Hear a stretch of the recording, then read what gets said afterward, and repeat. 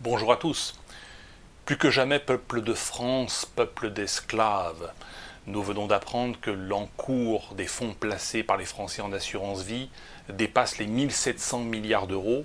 Je rappelle que plus de 99% de ces placements en assurance vie sont des placements en obligation, c'est-à-dire que l'on prête de l'argent à l'État, à l'État français, mais aussi aux États italiens, espagnols et autres, un argent qui ne sera jamais remboursé, et qui sera d'autant moins remboursé que depuis l'adoption de la loi Sapin 2, qui est une transcription dans le droit français de la directive européenne BRRD, stipule que les banques peuvent bloquer les fonds à partir de 100 000 euros en cas de crise bancaire, en cas de crise financière, mais ce que ne disent pas les journalistes sur les chaînes de télévision, notamment économiques, qui poussent les Français à acheter de l'assurance vie et à placer leur argent en obligation, c'est que par simple décret ministériel, les fonds peuvent être abaissés, la limite de taxation peut être abaissée par simple décret, donc peut être abaissée à 10 000 euros, 1 000 euros, ou peut-être même seulement 100 euros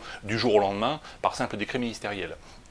Donc il est évident que nous allons vers une catastrophe financière prochaine, puisque la législation a prévu cette catastrophe financière. Les banques pourront dire « nous bloquons vos comptes », ce n'est pas de notre faute, c'est la loi qui nous oblige à le faire, et le gouvernement pourra dire, le présent gouvernement pourra dire c'est le gouvernement précédent, et pourra dire c'est parce que les banques sont en faillite que la loi a prévu de bloquer les comptes. Donc tout le monde se renverra la balle, c'est absolument merveilleux. Donc les Français, plus que jamais, sont un peuple d'esclaves et un peuple de chiens, traités comme des chiens parce qu'ils se comportent comme des chiens, tout simplement. Donc ça, c'est une chose. Alors, moi, d'un point de vue révolutionnaire et d'un point de vue insurrectionnel, c'est une excellente chose, puisque le jour où les comptes seront bloqués, le compte de tous les Français, et je rappelle les livrets en priorité, livret A, plan d'épargne logement, et pas seulement l'assurance vie, tout ce qui est obligataire. Une obligation, c'est lorsque vous prêtez de l'argent à l'État en échange d'un taux d'intérêt. Un taux d'intérêt fixe, ça veut dire que vous prêtez de l'argent, cet argent ne vous appartient pas, vous l'avez prêté.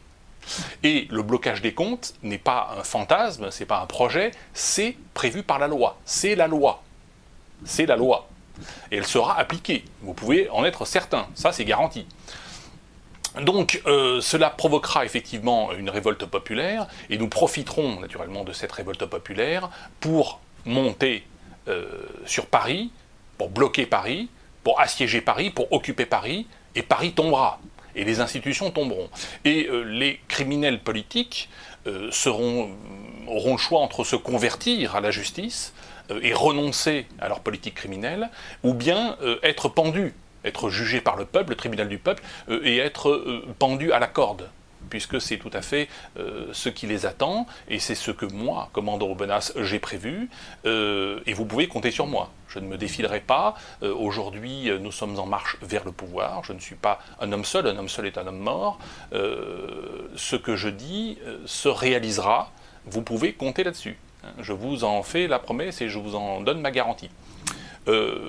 Et en tout état de cause, quand bien même les politiciens, la mafia politico-syndicale, associative et bancaire ne tomberaient pas pour cette raison, ils pourront tomber aussi pour une raison, pour un motif de génocide, inculpé de génocide qui est un crime contre l'humanité imprescriptible. Donc c'est-à-dire que même les génocidaires qui ont perpétré leur crime il y a 10 ans, il y a 15 ans, qui étaient au pouvoir il y a 10 ou 15 ans, pourront être poursuivis, il n'y a pas de limite dans le temps. Génocide, du fait du génocide par remplacement. Le grand remplacement, le génocide par remplacement des populations européennes par des populations non européennes, eh bien les politiciens, la mafia politico-syndicale, associative et bancaire pourront être poursuivis pour crimes contre l'humanité et pendus par le tribunal pénal international, idéalement situé à Nuremberg. De Nuremberg à Nuremberg à Nuremberg, nous pourrons, et là aussi c'est une garantie, aujourd'hui commandant Aubenas, demain consul Aubenas. Voilà.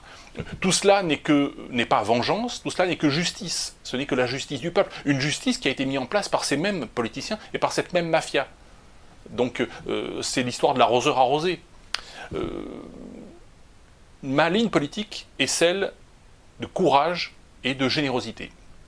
Courage et générosité qui ne s'applique pas seulement à moi, il y a toutes les personnes qui sur Internet diffusent les bonnes informations, mais elle s'applique aussi à vous, internautes, qui relayez ces informations.